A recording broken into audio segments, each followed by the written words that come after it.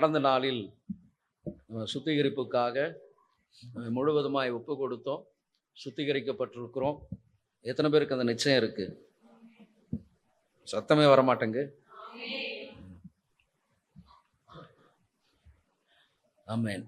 சுத்திகரிக்கப்படுவது முக்கியமல்ல, காத்துக்கொள்ளணும். அதை என்ன பண்ணணும்? காத்துக்கொள்ளணும். ஒவ்வொரு முறையும் நீ கிறிஸ்துவில் வளருகிற ஒரு அனுபவத்துக்குள் காணப்படும். அப்படியே ஒரு தேக்க நிலையாகவே இருக்கக்கூடாது. ஒரு நதி புறப்பட்டு போகுது அப்படின்னு சொன்னா அதுக்கு இருக்கக்கூடிய வல்லமை வேற எதுக்குமே கிடையாது. காற்று, தண்ணீர், இதெல்லாம் நீங்க பார்த்தீங்கன்னு சொன்னா ஒரு மழை பெய்யும் பொழுது அந்த தண்ணீர் எவ்வளவு பெரிய வீடா இருந்தாலும் என்ன பண்ணுது, பாலமா இருந்தாலும் அடிச்சு தள்ளிட்டு போய்கிட்டே இருக்கு. ஆகவேதான் எந்த பிரச்சனைகள், எந்த போராட்டங்கள் இருந்தாலும் உங்களுக்குள்ள இருக்கிற பரிசுத்த ஆவியானவர் என்ன பண்ணுவார்? அதெல்லாம் உடைத்து தள்ளிட்டு போய்கிட்டே இருப்பார். அப்போ நதிக்கு ஒரு வல்லமை உண்டு, அதே போல காற்றுக்கு ஒரு வல்லமை உண்டு. காற்றும் கூட எப்படிப்பட்ட எத்தனை ஆண்டுகள் இருந்த மரமா இருந்தாலும் என்ன பண்ணிடுது, பலமான காற்றடிக்கும் பொழுது அதையெல்லாம் பிடுங்கி எரிந்து போடுது. வீடு பல விதத்தில் சேதத்தை என்ன பண்ணுது, ஏற்படுத்துது. காற்று வல்லமையான ஒரு காற்று. ஆமென். ஆகவேதான் பரிசுத்த ஆவியானவரை தண்ணீருக்கும் இந்த காற்றுக்கும் ஒப்பனையாய் சொல்லப்பட்டிருக்கு வேதத்துல. ஆமென். அதே போல நம்முடைய வாழ்க்கையிலும் கூட நம்ம எப்படி இருக்கக்கூடாது, ஒரு குளமா இருக்கக்கூடாது. குளம் அப்படின்னு சொன்னா மழை பெய்யும் பொழுது இல்லையா, ஒரு மழை பெய்யும் பொழுது மட்டும்தான் அதுல என்ன இருக்கும், தண்ணி இருக்கும். அப்போ ஒரு தேங்கி இருக்கிற தண்ணீராய் நம்ம என்ன இருக்கக்கூடாது. நம்ம எப்படி இருக்கணும்? ஆமா, நதி மாதிரி பாய்ந்து கொண்டே இருக்கணும். ஆகவேதான் பரிசுத்த ஆவியானவரை ஜீவ தண்ணீருக்காக இல்லையா. ஆமா, அப்ப ஜீவ தண்ணீர் என்னமா பாய்ந்து போய்கிட்டே இருக்கும். அப்ப அது போகிற இடங்களெல்லாம் என்ன இருக்குமா, ஆரோக்கியம் உண்டாகும். அப்ப உங்களுக்குள்ளாக இருக்கிற பரிசுத்த ஆவியானவர் பிரவாகித்து போகணும். அப்ப நிரம்பி வழிகிற ஒரு அனுபவத்துக்குள்ளாக வரும் பொழுதுதான் நீங்க என்ன பண்ணுவீங்க அப்படின்னா பூரணப்படுத்தப்படுவீங்க. பாவம் உங்களை நெருங்காதபடிக்கு எப்பொழுதும் உங்களை பரிசுத்தத்தோடு இந்த பரிசுத்த ஆவியானவர் உங்களை வழிநடத்தி கொண்டே இருப்பார். ஆமென். ஆகவேதான் இந்த சுத்திகரிப்பு கூட்டத்துல நீங்க வருஷம் வந்து சுத்திகரிப்பதில்லை. நான் ஒரு நதி மாதிரி இருக்கணும், நான் ஒரு காற்று மாதிரி இருக்கணும், என் வாழ்க்கையில தடைகள் இருக்கக்கூடாது, பிரச்சனைகள் இருக்கக்கூடாது. ஆமென். அதெல்லாம் தாண்டி நான் என்ன பண்ணிட்டோம், போய்கிட்டே இருக்கணும். அப்போ ஒவ்வொரு நாளும் கர்த்தர் உங்களை என்ன பண்ணுவார், பரிசுத்தப்படுத்தி உங்களை நடத்தி கொண்டே இருப்பார். ஒரு மழை பெய்து ஒரு நதி இருக்கு, ஒரு பெரிய கல்லு 100 பேர் 200 பேர் சேர்ந்தாதான் தூக்க முடியும். ஆனா ஒரு மழை பெஞ்சு ஒரு காட்டாற்று வெள்ளம் வந்துருச்சுன்னு வச்சுக்கோங்க, எப்படிப்பட்ட பாறைகளை எல்லாம் உடைத்து தள்ளிட்டு நொறுக்கிட்டு வந்துகிட்டே இருக்கும். அதுக்கு எந்த விதமான தடைகள் இருக்காது. அதே போலதான் உங்களுக்குள்ளாய் இருக்கிற பரிசுத்த ஆவியானவர் அவர் வல்லமையாய் பிரவாகித்து வரும்பொழுது உங்க குடும்பத்தில் இருக்கிற பிரச்சனைகளா இருக்கட்டும், போராட்டம் இருக்கட்டும், சத்ருவின் கிரியைகளா இருக்க எல்லாம் நொறுக்கி தள்ளிட்டு போய்கிட்டே இருப்பார். அதனாலதான் ஆவியானவருடைய பலத்தினால் நீங்கள் காணப்படும் பொழுது நீங்க யாருக்கிட்டையும் அழமாட்டீங்க, யாருக்கிட்டையும் கண்ணீர் வடிக்க மாட்டீங்க. நீங்க தனியா உட்கார்ந்து ஜெபம் பண்ணும் பொழுதே அந்த பரிசுத்த ஆவியானவருக்குள் நிறைந்து ஜெபிக்கும் பொழுதே அந்த தடைகள் எல்லாம் உடைத்தெறிந்து போய்விடும். சரியா? இது நீங்க விளங்கிக்கிடணும். அப்போ சுத்திகரிப்பு பட்டு அடுத்த வருஷம் வளர்கிற ஒரு ஸ்டேஜுக்கு வந்துடணும். ஆண்டவரே, இன்னும் நான் பூரணத்துக்குள்ள போகணுன்ற வாஞ்சை இருக்கணும். பிள்ளைகள் எல்லாம் படித்து முடித்து ஒரு குறிப்பிட்ட ஸ்டேஜ் பிறந்து வளருகிற காரியத்திலிருந்து அந்த பிள்ளைங்க படிச்சு கல்யாணம் ஆகி அந்த திருமண காரியங்கள்லாம் முடிஞ்சு அதுக்கப்புறம் அதற்கு பிள்ளைகள் பிறந்து அப்படி நம்ம அதுலலாம் வளர்ச்சியெல்லாம் பார்க்குறோம். அப்போ ஆண்டவரும் நம்மிடத்தில் அதே போல வளர்ச்சி பார்க்குறேன். ரட்சிக்கப்பட்ட 50 வருஷம் என்ன சாதிச்சிருக்கிற, 30 வருஷம் நீ என்ன சாதிச்சிருக்கிற, என்ன எனக்காக என்ன செய்தாய், இப்படிதான் ஆண்டவர் கேட்பார். இல்ல ஆண்டவரே, நான் ஒவ்வொரு நாளும் என்னை பரிசுத்தப்படுத்திக்கிறதுக்கே பெரிய விஷயமா இருந்தது அப்படின்னு சொல்ல முடியுமா? இல்ல, சொல்ல முடியாது. அப்போ ஆண்டவர் நம்மிடத்தில் எதிர்பார்ப்பார். நம்ம பிள்ளைங்க கிட்ட எதிர்பார்க்கிறோம், படிச்சுக்க வச்சேன் என்னைய காப்பாற்றணும் அப்படின்லாம் பிள்ளைங்க கிட்ட எதிர்பார்க்கிறோம். அப்போ ஆண்டவர் நம்ம கிட்ட எதிர்பார்ப்பார், நான் உனக்காக ரத்தம் சிந்தின, என்னை என்ன பண்ணியிருக்கிற, என்ன எனக்காக செய்திருக்கிற, எதிர்பார்ப்பார் இல்லையா? ஆமென். அப்போ கர்த்தர் எதிர்பார்ப்புக்கு தகுந்தபடி நீங்க நடந்து கொள்ளணும். ஆகவே எந்த சூழ்நிலையிலும் நம்ம உலகத்தோடு கூட தான் இருக்கணும். எதுக்குன்னு நான் பரிசுத்தமா இருக்கிறேன்னு சொல்லி ஒரு ரூம்குள்ள போய் பூட்டிட்டு உட்கார்ந்துட முடியுமா? முடியாது. இப்போ உலகத்தோடு தான் இருக்க போறோம், உலகத்துக்கூட தான் இருக்க போறோம், உலக மக்களோடு தான் இருக்க போகிறோம். ஆகவே தான் மத்தேயு எழுதின சுவிசேஷம் 10ஆம் அதிகாரத்துல ஆண்டவர் சீஷர்களை அனுப்பும் பொழுது என்ன சொல்லி அனுப்புனார் தெரியுமா? இதோ உங்களை எப்படி அனுப்புறேன், ஆமா, ஓநாய்களுக்குள்ளாக 16ஆம் வசனம் 10:16. ஆ ஆ ம் ம் ஆடுகளை என்ன பண்றாரு? ஓநாய்களுக்குள்ளாக. ஆமா, அப்போ இந்த லீவு முடிஞ்சு மறுபடியும் நம்ம போவோம், வேலைக்கு போவோம், மறுபடியும் நம்ம பழைய நண்பர்களை பார்ப்போம். உலகத்தின் காரியங்கள், உலகத்தில் இருக்க எல்லாருக்கிட்டையும் தான் நம்ம என்ன பண்ணுவோம், மறுபடியும் ஐக்கியமா இருப்போம். ஆனாலும் இந்த முறை நீங்க என்ன எப்படி இருக்கணும்? ஒரு வித்தியாசம் உள்ளவர்களாய் காணப்படும். வித்தியாசம் உள்ளவர்களாய் காணப்படணும். அதுதான் நீங்க சுத்திகரிக்கப்பட்டதற்கான அடையாளம்.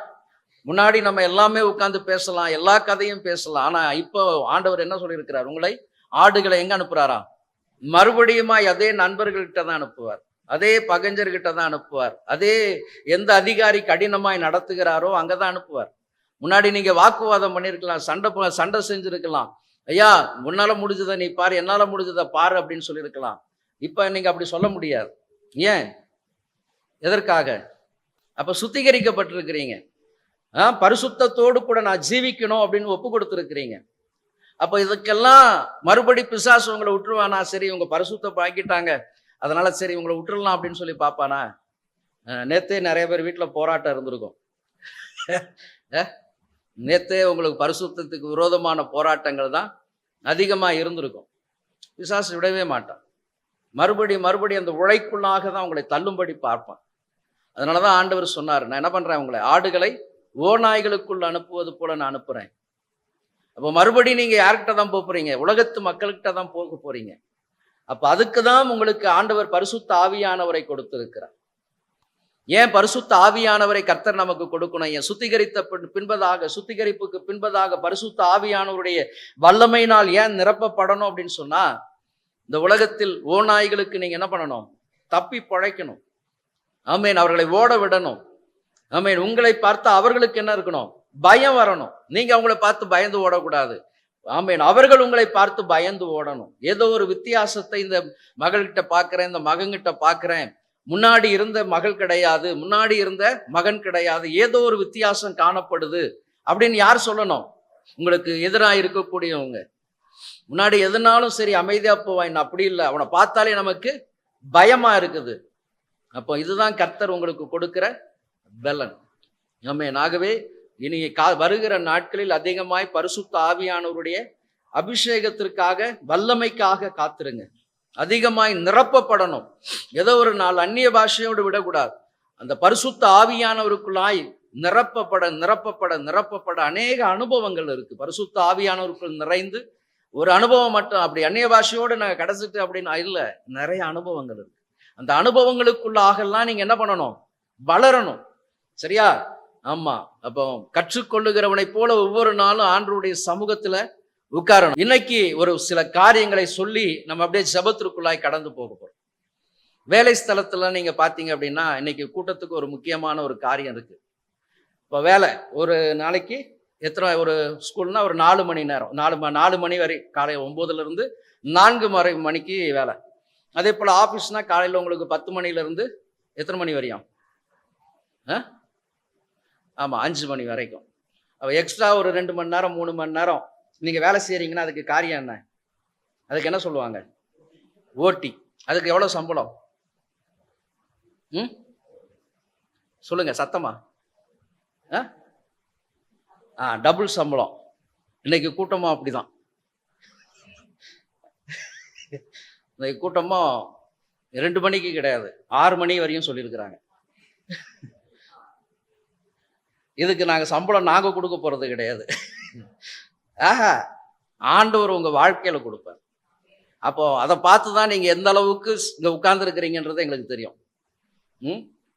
திடீர்னு ஒருத்தர் அப்படி பெருசா அப்படி மேலே போயிட்டாங்கன்னா, ஓ பரவாயில்ல, அப்போ உண்மையாவே ஆண்டவர் பயங்கரமா நல்லா கொடுத்துருக்குறாங்க ஆசீர்வாதம் அப்படின்னு சொல்லிட்டு, நான் இன்னும் அப்படியே தான் இருக்கிறேன் அப்படின்னு சொன்னா உங்க எண்ணங்கள் எதுவுமே சபைக்குள்ள இல்லை, சொன்னதெல்லாம் கிடையாது, எப்போ பறந்து வெளியே போயிடுச்சுன்னு அர்த்தம். சரியா? ஆமா. அப்ப இன்னைக்கு ஓவர் டைம். ஆண்டவருடைய சமூகத்துல உட்கார்றதெல்லாம் ஆமா வாய் மட்டும்தான் சொல்லும்.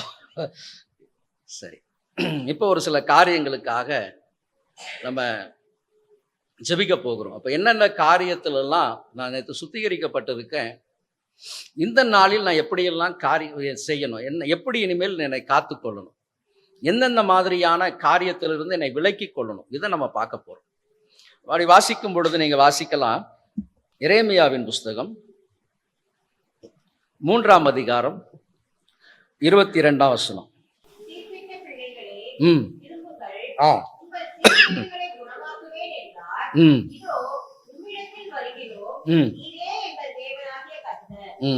ஓசியா 14:4.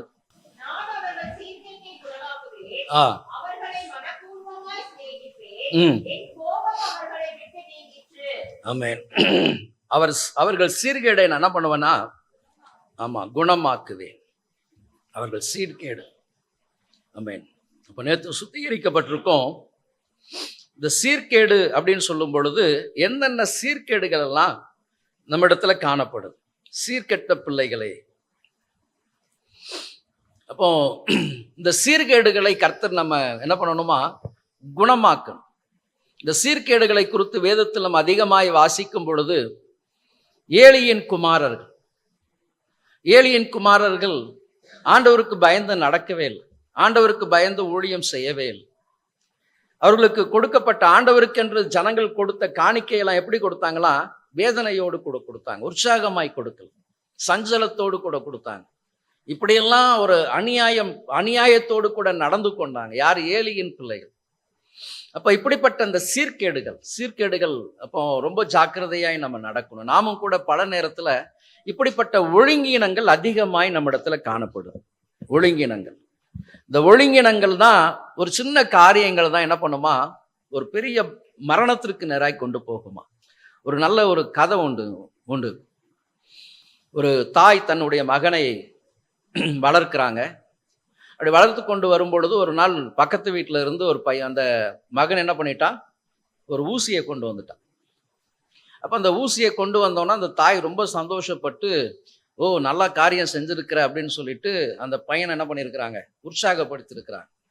அப்போ அந்த பையனுடைய இருதயத்தில் ஒரு எண்ணம், அப்போ இந்த மாதிரி எடுத்துகிட்டு வந்தால் அம்மா என்ன பண்ணுவாங்க, ரொம்ப சந்தோஷப்படுவாங்க அப்படின்னு சொல்லிட்டு அவன் ஒவ்வொரு நாளும் எங்கேயாகிலும் போயிட்டு ஏதாகிலும் ஒரு பொருளை தெரியாமல் கொண்டு வந்து உங்கள் தாயார்கிட்ட கொடுக்க அவன் இதை ரொம்ப ஒரு உற்சாகமாய் செய்து கொண்டு வந்தான். ஒரு நாள் பெரியவனானான், திருடனாய் மாறினான். காவல்துறை அவனை பிடித்து அவனை என்ன கொண்டு வந்துட்டாங்க, நீதிபதி முன்னாடி கொண்டு வந்தாங்க. நீதிபதி பார்த்து தீர்ப்பு சொன்னார், இவனுக்கு மரண தண்டனை அப்படின்னு சொல்லிட்டு.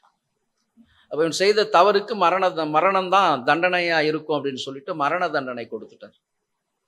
அப்போ இந்த திருடனுக்கு அந்த தூக்கு மேடைக்கு போகும்பொழுது கேட்டாங்க, உனக்கு கடைசியா நீ எதாயிலும் சொல்ல விரும்புகிறாயா, உன்னுடைய காரியம் என்ன அப்படின்னு சொல்லும் பொழுது சொன்னான், என் தாயார் நான் சின்ன பையனா இருக்கும் பொழுது ஒரு ஊசியை கொண்டு வந்து கொடுக்கும் பொழுது என் தாய் அன்றைக்கு என்னை அடித்திருந்தால், என்னை கண்டித்து வளர்த்திருந்தால், அந்த ஊசியனை திருப்பி கொண்டு போய் கொடுன்னு சொல்லினான், நான் கொடுத்துருப்பேன், இன்னைக்கு இந்த இடத்துல வந்து நான் நின்றுக்க மாட்டேன் அப்படின்னு சொல்லி கண்ணீர் விட்டானா.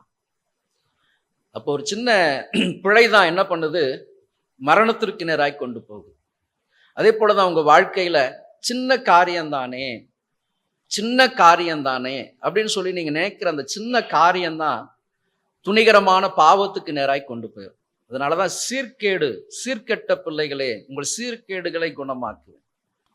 அப்ப அந்த சீர்கேடு எங்க ஆரம்பிக்குது அப்படின்னு சொன்னா, ஒரு சின்ன கீழ்ப்படியாமை தான். ஆதாம் ஒரு பெரிய பாவங்கள் செய்யல, சின்ன கீழ்ப்படியாமை, ஆண்டவர் சொன்ன வார்த்தைக்கு விரோதமாய் செய்தார். அப்போ இந்த நாளில் நேற்று சுத்திகரிக்கப்பட்டிருக்கிறீங்க, இன்றைக்கு நீங்கள் எடுக்க வேண்டிய தீர்மானங்கள், ஒரு நல்ல கீழ்ப்படிதலை நான் என்ன பண்ணணும், கற்றுக்கொள்ளணும்.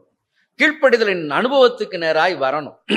நம்ம வளர்ந்துட்டோம், நமக்கு திருமணம் ஆயிடுச்சு, எனக்கும் பிள்ளைகள் இருக்கிறாங்க. ஆனாலும் இன்றைக்கும் எங்க அம்மா என்ன நடத்துறது பார்த்தீங்கன்னா, இன்னும் அந்த 10-13 வயசுல நடத்துகிற பையனை மாதிரி தான் நடத்துவாங்க. ரேஷன் கடைக்கு வா, அங்கே வா, இங்கே வா, எல்லாத்துக்கும் போட்டு இழுப்பாங்க. ஏமா இப்போ எனக்கு வயசாயிட்டு, எனக்கும் பிள்ளைங்க இருக்குது அப்படின்னு சொன்னா இன்னைக்கு என்ன சொல்லுவாங்க, நான் சொல்றதை நீ கேளு. அப்போ பெற்ற தாயாருக்கு பிள்ளைங்க எப்பவுமே எப்படி இருக்கிறாங்க? ஆமா.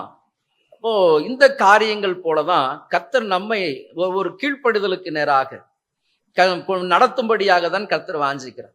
அப்ப நாம நம்முடைய தாயாருக்கு கீழ்ப்படியும் பொழுது நம்ம பிள்ளைங்க நமக்கு, ஆமா, அப்ப நம்ம தாயாரை பார்த்து அப்புறம் பார்க்கலாமா, நீங்க போய் உட்காருங்கம்மா, உங்களுக்கு வயசாயிடுச்சு அப்படின்னு சொன்னா நாளைக்கு பிள்ளைங்க நம்மளை பார்த்து, ஆமா, இன்னைக்கு நிறைய பிள்ளைகளுடைய காரியங்களை நீங்க பார்க்கும் பொழுது அதிகமான முதியோர் இல்லங்கள் பெருகுது, அதிகமான முதியோர் இல்லம் பெருகுது.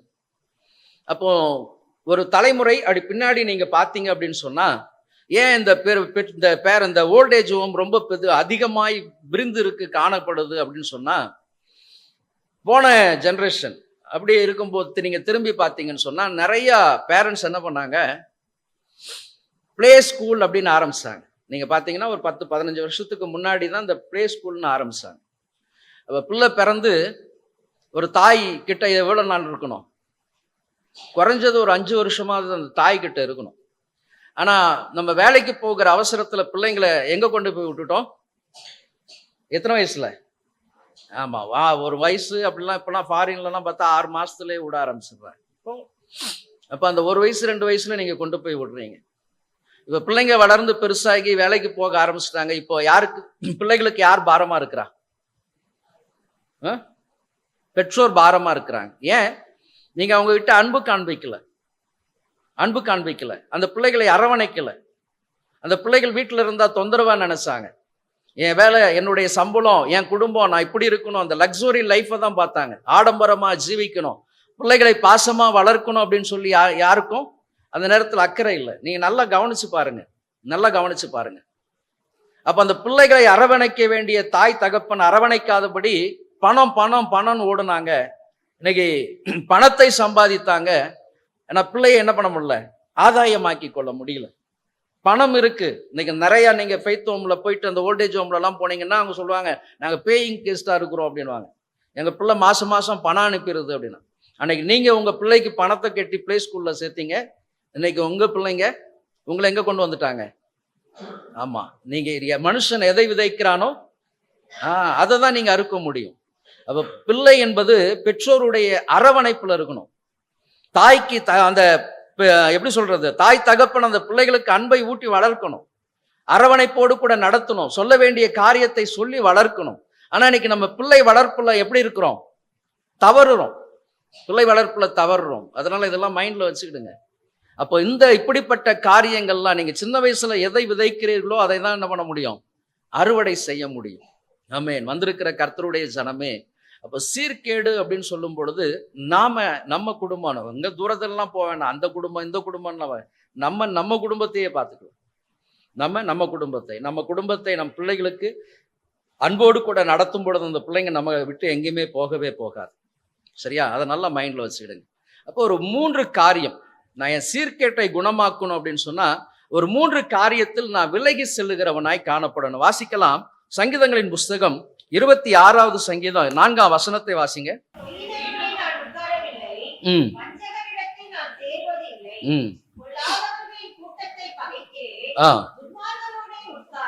போதும். அப்போ முதலாவதாக இந்த சீர்கேட்டை கர்த்தர் எனக்கு குணமாக்கணும் அப்படின்னு சொன்னா நான் என்ன பண்ணக்கூடாது, வீணரோடு நான் உட்காருவதில்லை.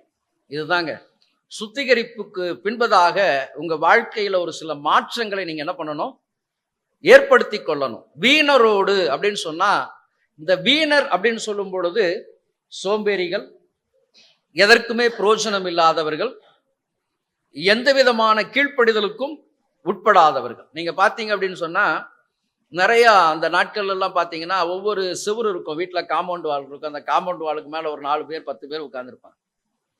எப்போ பார்த்தாலும் காலையில இருந்து நைட் வரையும் அங்கேயே தான் உட்கார்ந்துருப்பாங்க இல்லையா? அப்போ இந்த வீணர்களோடு கூட உட்கார்ந்தா நம்ம எப்படி இருப்போம், நம்ம வாழ்க்கை எப்படி இருக்கும், அவங்க பேச்சு நடவடிக்கைகள் எல்லாம் எப்படி இருக்கும், ரொம்ப அப்படி இருக்கணும் இப்படி இருக்கணும்னா இருக்கும், இல்லை, எல்லாமே மட்ட ரகமா தான் இருக்கும். ஆகவே தான் சங்கீதம் 1ல வாசிக்கிறோம், துன்மார்க்கருடைய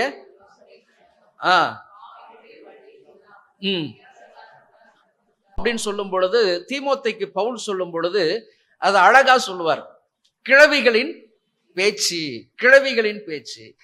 இந்த கிழவிகளுடைய பேச்சுகள்லாம் நீங்க பாத்தீங்க அப்படின்னா, பூனை குறுக்குல போச்சுன்னா போவாத,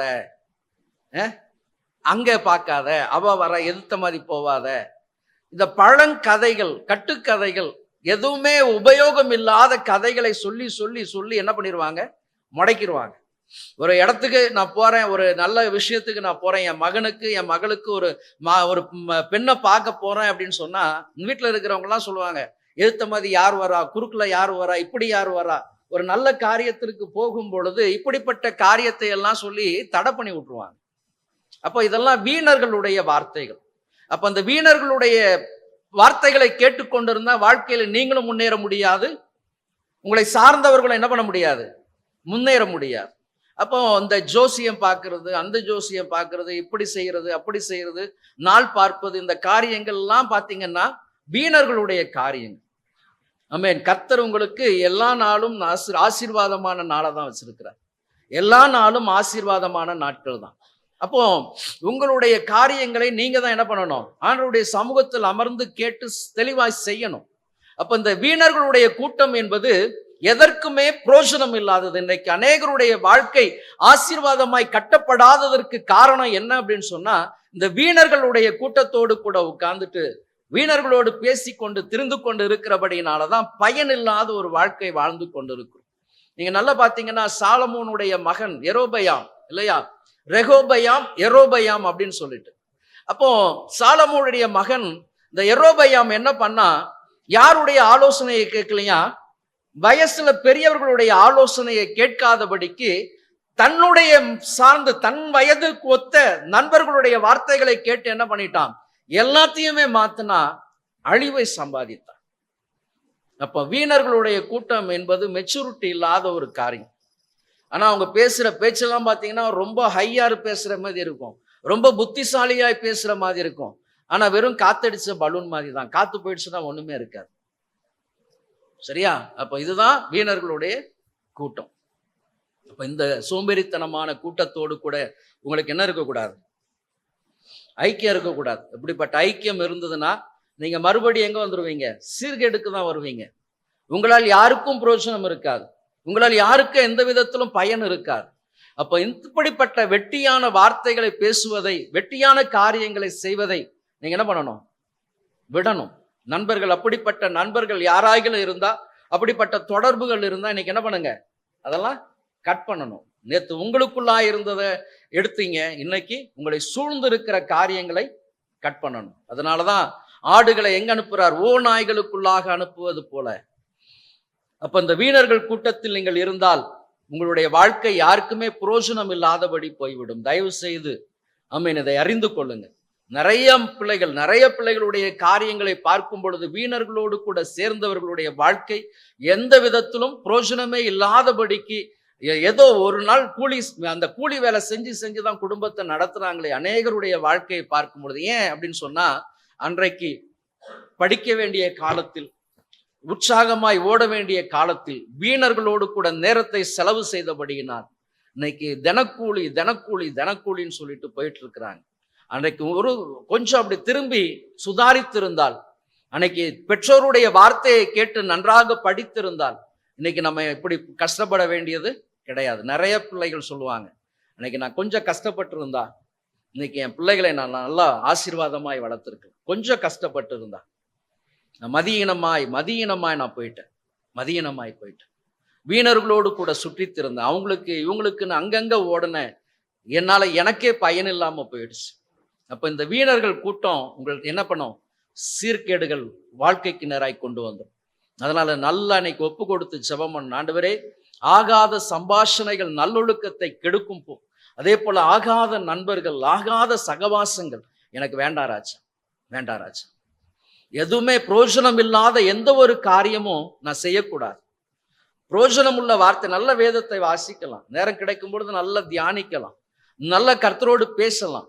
அந்த நேரத்தை நம்ம அதற்காக ஆண்டவருடைய பாதத்தில் அமரும்படியாக நீங்க அந்த நேரத்தை நீங்க பயன்படுத்தும் பொழுது அதை கர்த்தர் வெளியரங்கமான ஆசீர்வாதத்திற்கு நேராய் கொண்டு வருவார். அப்ப வேத புஸ்தகத்தில் அநேகர் ஆமென் இழந்து போன ஆசீர்வாதங்கள் அப்படின்னு பாத்தீங்கன்னா இந்த வீணர்களோடு கூட சுற்றித் திரிகிற ஒரு அனுபவம். இன்னொரு காரியத்தை நீங்க வாசிக்கலாம், 2 கொரிந்தியர் புஸ்தகம் 6ஆம் அதிகாரம் 14, 15, 16 வசனம்.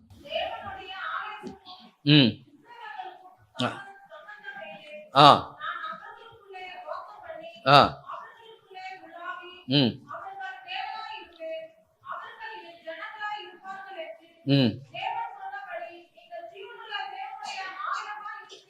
ம்.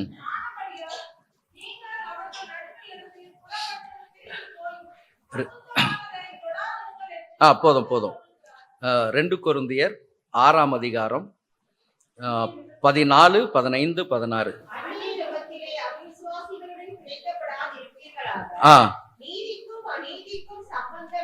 ஆ. ம்.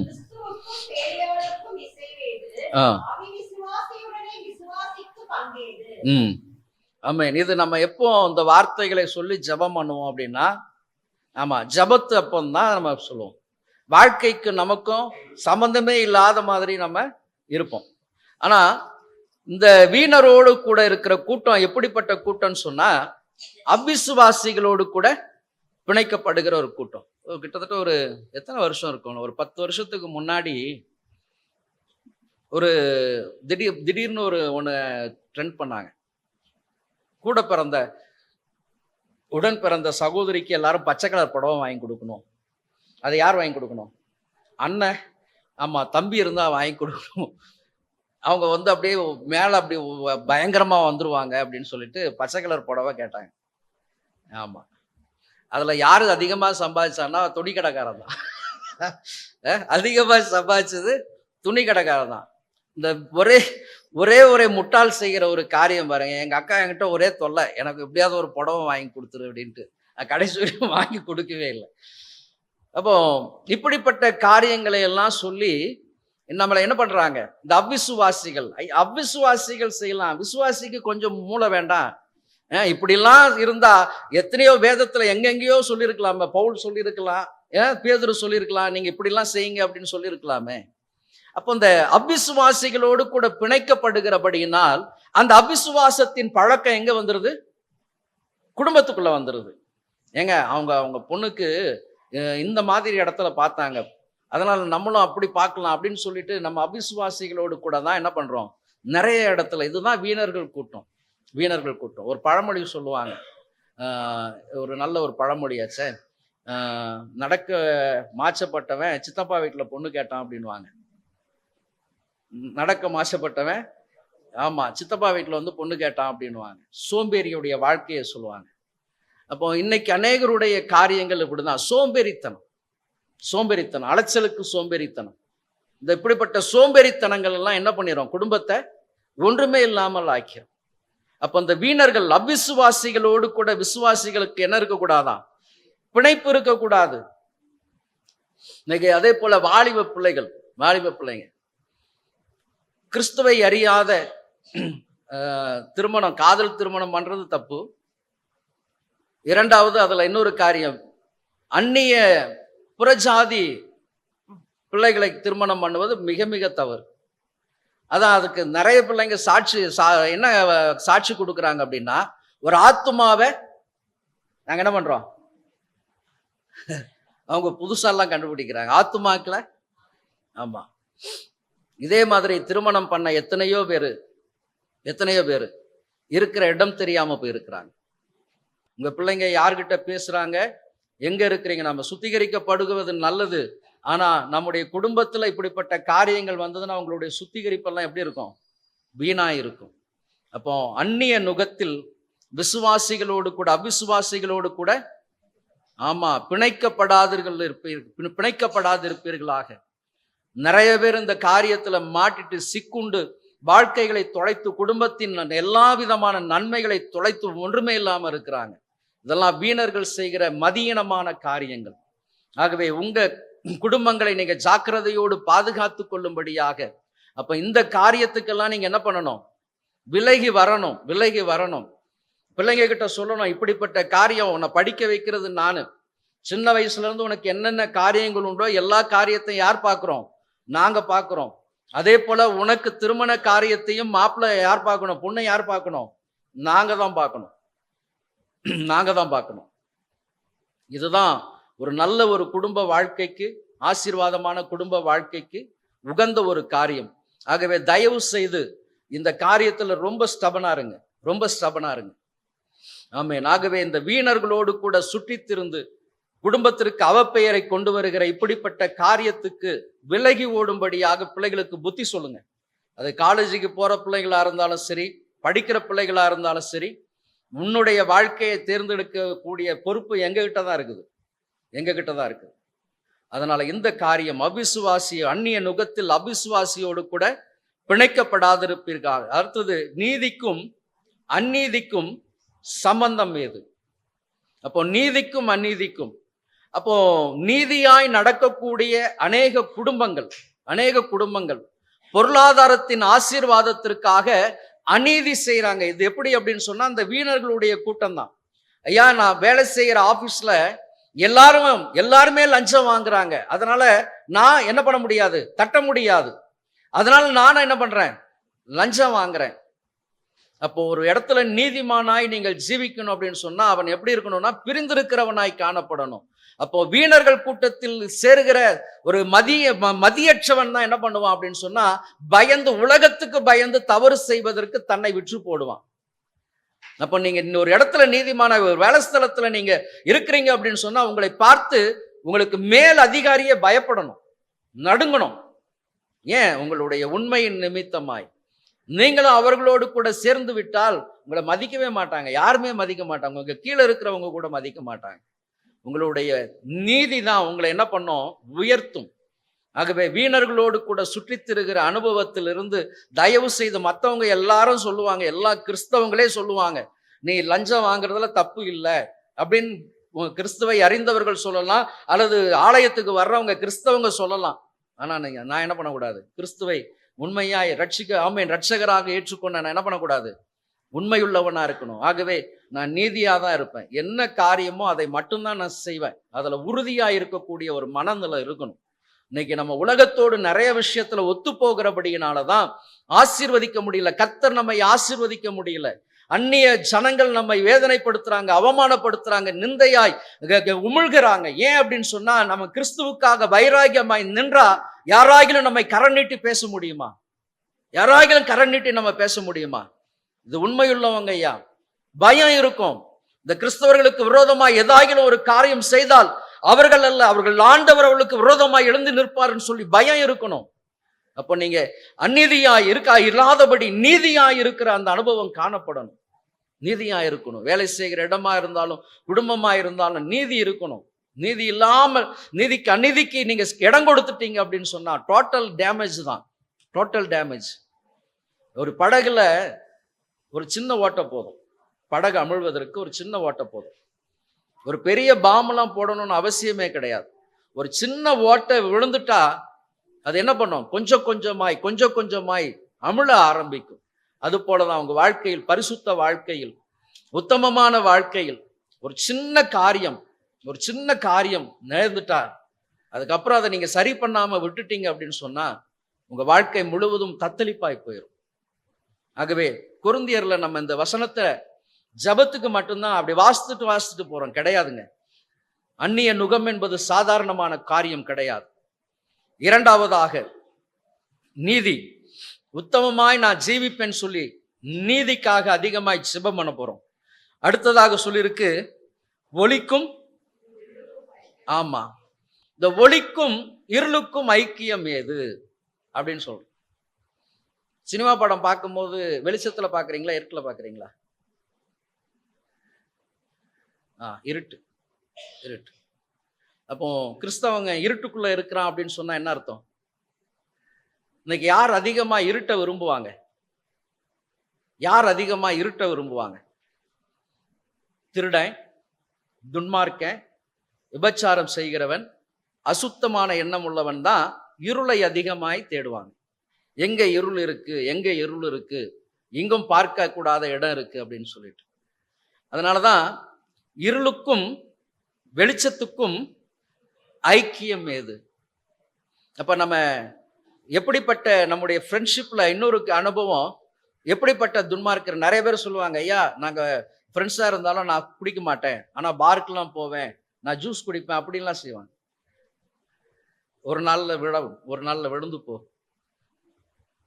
விழுந்து போகும். அப்போ ஒளிக்கும் இருளுக்கும் ஐக்கியம் ஏது? ஒரே நாள் ஒரு துன்மார்க்கனை நம்ம வீட்டில் வச்சுட்டோம் அப்படின்னு சொன்னா போதும், இவங்க வீடு எப்படி ஆயிரும்? நரக உழையாய் போயிடும். ஆனந்த் சொன்னா சமீபத்தில் ஒரு ஆஃபீஸ் போயிருக்கும்போது, ஒரே குடிகாரன் வந்து என் கடைக்கு முன்னாடி வாந்தி எடுத்து போட்டான். ஒரே குடிகாரன். ஐயோ, அதை நாங்கள் ஒரு நாள் ஃபுல்லாக கஷ்டப்பட்டோம் அப்படின்னு. இதுதான். அப்போ உலக சிநேகிதம் தேவனுக்கு விரோதமான பகை. உங்களுடைய சிநேகிதத்தை சரி பண்ணி கொள்ளுங்க, உங்க பிள்ளைகளை சரி பண்ணி கொள்ளுங்க. நீங்க வேலை செய்கிற இடத்துல நீதியாயிருங்க, நீதியாயிருங்க, நீதியாயிருங்க. எல்லாரும் லஞ்சம் வாங்குறாங்க, எல்லாரும் வேலை செய்யாம டைம் பாஸ் பண்றாங்க, நானும் பேசுறேன்னு பேசாதீங்க. உங்க வேலை நேரத்தில் சரியாய் வேலை செய்யுங்க. கர்த்தர் உங்களுக்கு கொடுத்த வேலையை சரியாய் செய்யுங்க, உத்தம இருதயத்தோடு செய்யுங்க, உண்மையாய் செய்யுங்க. மனுஷர் பார்க்கணும்னு செய்யாதீங்க, கர்த்தர் பார்க்கிறாருன்னு செய்யுங்க. அது ஆசீர்வாதம். இதுதான் சீர்கேடு. நிறைய சீர்கேடு எங்க இருக்கு அப்படின்னு சொன்னா, நாங்க கிறிஸ்தவங்க, நிறைய கிறிஸ்தவங்களுடைய மதியின காரியம் இன்னொன்னு என்ன தெரியுமா? வேலை ஸ்தலத்துல போய் உட்கார்ந்துக்கிட்டு ஆண்டவரை பத்தி பேசும். எங்க பாஸ்டர் இப்படி சொன்னாரு, எங்க வீட்டுல எங்க சபையில இப்படி பேசினாங்க. மற்றவங்க எல்லாம் பெருமையா நினைப்பாங்கன்னு எல்லாரும் பெருமையா நினைக்க மாட்டாங்க. என்னையா கிறிஸ்தவங்க அப்படின்னு தான் நினைப்பாங்க. உங்களுக்கு கொடுக்கப்பட்ட வேலை நேரத்துல வேலையை மட்டும்தான் செய்யணும். அங்க இயேசுவை பத்தி பேசுறது இருக்கவே கூடாது. இயேசு கிறிஸ்துவை பேசுவதற்கு அதற்கு நேரம் இருக்கு. நீங்க ஆமென் என்ன பண்ணணும்? வேலை ஸ்தலத்துல வேலையை மட்டும் நீங்க செய்யும் பொழுது உங்க நடக்கையில் கிறிஸ்துவின் சுபாவத்தை காண்பிக்கலாம். இவங்க கிறிஸ்தவங்க உண்மையாய் வேலை செய்வாங்க. உங்களை நம்பி ஒரு வேலை கொடுத்தாங்கன்னா அதை முழு மனதோடு செய்யுங்க, ஏற்றுக்கொள்ளுங்க. ஐயா, அவங்களுக்கு சம்பளம் அதிகம், எனக்கு சம்பளம் கம்மி, எனக்கிட்ட தான் எல்லா வேலையும் கொடுக்குறாங்க அப்படின்னா நீங்க உண்மையா இருக்கிறீங்க, அதனால வேலை கொடுக்குறாங்க. நீங்க பயத்தோடு செய்வீங்க, அந்த நம்பிக்கையின் அடிப்படையில் உங்களுக்கு வேலை கொடுக்குறாங்க. அதனால உங்களை நசுக்கிறாங்க, மிதிக்கிறாங்கல்ல, நீங்க செய்யுங்க, உண்மையாய் அதை செய்யுங்க. அதற்கேற்ற பலனை கர்த்தர் ஒரு நாளில் கொடுப்பார். ஆமென். ஐயா, அவங்க நீதிகேடு செய்யாதவங்க, அவங்க நாம வேலை ஸ்தலத்தை கரெக்டா இருப்பாங்க. இப்படிதான் நம்முடைய சாட்சிகள் காணப்படணும். அப்போ சீர்கேடுகள் எங்கெங்கெல்லாம் இருக்குது, எனக்குள்ள மட்டும் இல்ல, நான் வெளியே போகிற இடங்களிலும் சீர்கேடுகள் இருக்கு. அதுல இருந்து நான் என்ன பண்ணணும்? ஜாக்கிரதையா என்னை காத்துக்கொள்ளணும். இப்ப இந்த 3 காரியத்துக்கு ஜெபம் பண்ணலாமா? எல்லாரும் முழங்கால் படிக்கிட்டு